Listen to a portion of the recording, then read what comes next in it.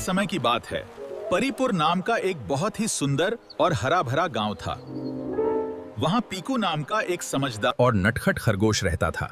पीकू को अपने गांव के बगीचे, साफ नदियां और हरे भरे पेड़ बहुत पसंद थे। एक दिन पीकू ने देखा कि गांव की सुंदर नदी के पास प्लास्टिक की थैलियों, खाली बोतलों और चिप्स के रैपर्स का ढेर लगा हुआ है। नदी का पानी उदास था और उसमें तैरने वाली मछलियां परेशान थीं। यहाँ तक कि बगीचे के पेड़ भी प्लास्टिक के कचरे की वजह से खुलकर सांस नहीं ले पा रहे थे।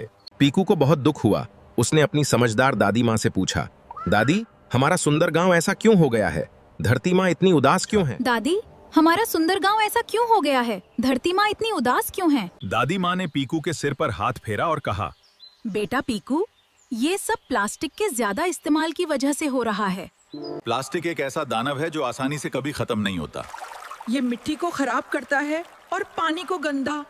अगर हमें अपनी धरती माँ को बचाना है तो हमें इस प्लास्टिक दानव को हराना होगा। पीकू ने ठान लिया कि वो चुप नहीं बैठेगा। उसने अपने दोस्तों चीकू बंदर, मीतू तोता और जंबो हाथी को इकट्ठा किया। सबने मिलकर धरती बचाओ सेना बनाई और गांव वालों को प्लास्टिक से दोस्ती तोड़ने के लिए 3 जादुई नियम सिखाने का फैसला किया। पीकू ने सबको समझाया कि जब भी बाजार जाओ, दुकानदार से प्लास्टिक की थैली मत लो। उसकी जगह अपने घर से कपड़े या जूट का थैला लेकर जाओ। पीकू ने सबको यह भी बताया कि प्लास्टिक के डिस्पोजेबल कप प्लेट की जगह स्टील या कांच के बर्तनों का इस्तेमाल करो। दोबारा इस्तेमाल करो। चीकू बंदर ने सबको दिखाया कि कैसे पुरानी प्लास्टिक की बोतलों को फेंकने के बजाय उन्हें काटकर सुंदर गमले बनाए जाते। बच्चों ने उन बोतलों में रंग बिरंगे फूल के पौधे लगाए, जिससे पूरा गांव महक उठा। देखो, जंबो ने सारा कचरा इकट्ठा कर लिया है। अब रिसाइकल होगा और गांव साफ रहेगा। जंबो, देखो, अब गांव हमारा कितना साफ हो गया है।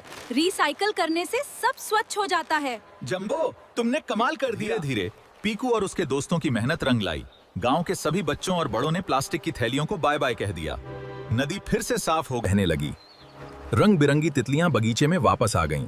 धरती माँ खुश होकर मुस्कुराई। धरती हमारी माँ है और इसकी रक्षा करना हम सब बच्चों की जिम्मेदारी है। आज से हम भी संकल्प लेंगे, प्लास्टिक को हटाएंगे, अपनी धरती को सुंदर और हरा भरा बनाएंगे।